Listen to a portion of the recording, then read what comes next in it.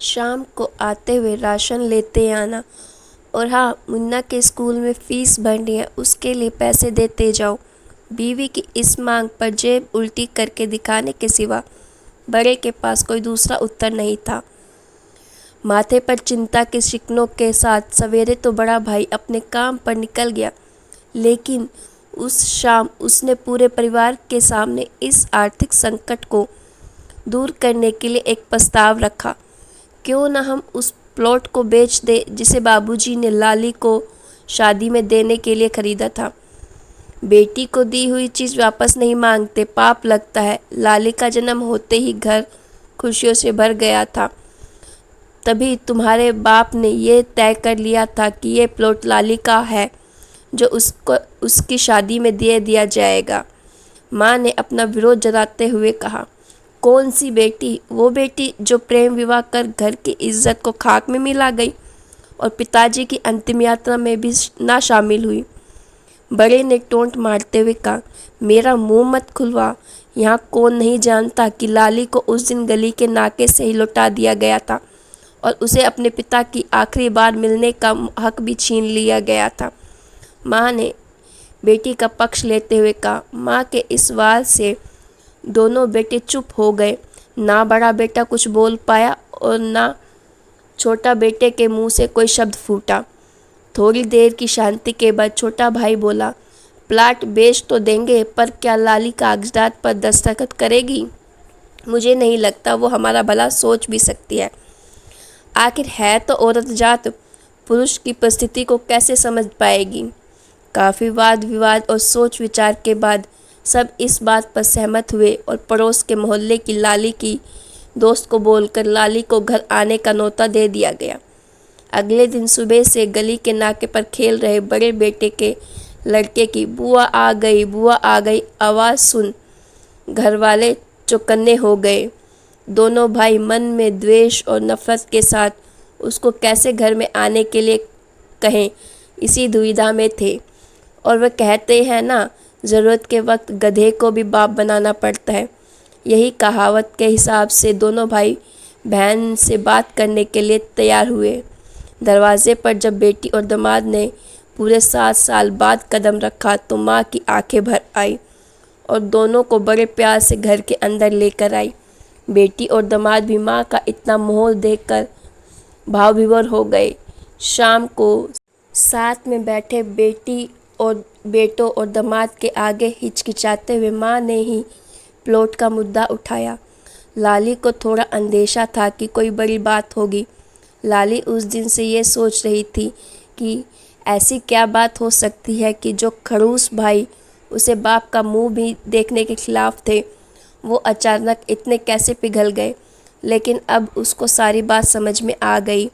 लाली ने तिरछी नज़र से पति की तरफ देखा तो वो बोल पड़ा, देखिए माँ जी, शादी से पहले जो कुछ आपका था वो आप ही का रहेगा।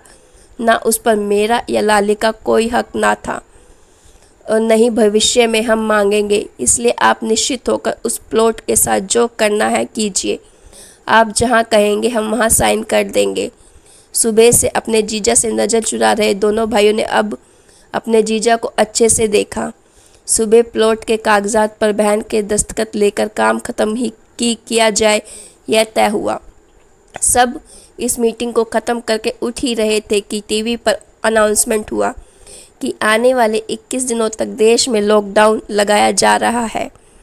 लाली के पति ने फ़ोन पर बात करने के बाद कहा, अब हम क्या करेंगे लाली, कल की बस भी रद्द हो गई है और 21 दिन तक कोई बस नहीं है। हम तो फंस गए।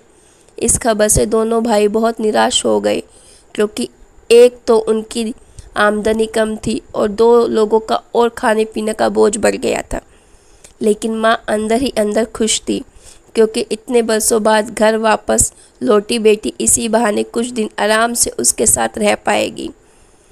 दोनों भाई छुटक सब्जी और फल बेचा करते थे। कुछ दिनों में ही लॉकडाउन के चलते और कोरोना वायरस के चलते लोगों ने उनसे सब्जी और फल खरीदना बंद कर दिया।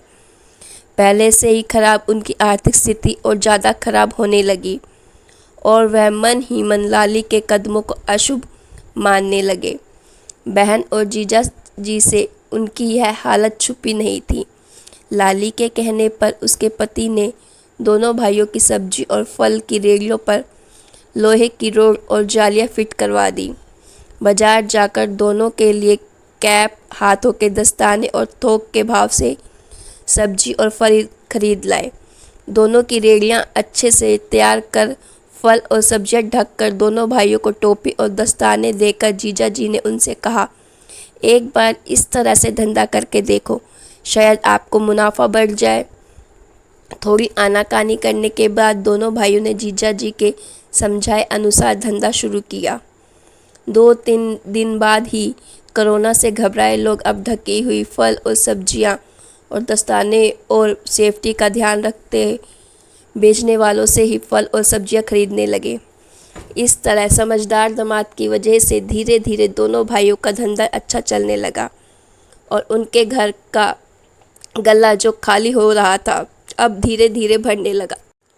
माँ जैसे अपने मरे हुए पति से मन ही मन संवाद साधने लगी। देखो जी, आपकी लाली सच में लक्ष्मी है। उसके पाँव घर में पड़ते ही घर खुशियों से भर रहा है। दोनों भाइयों की आंखों में पहले जो गुस्सा था उसकी जगह अब शर्म ने ले ली थी। वह मन ही मन सोचते थे, क्या गलत किया था बहन ने जो हमने उसके साथ इतना बुरा सलूक किया। शादी ही तो की थी और शादी करने से पहले हमें बताया भी तो था।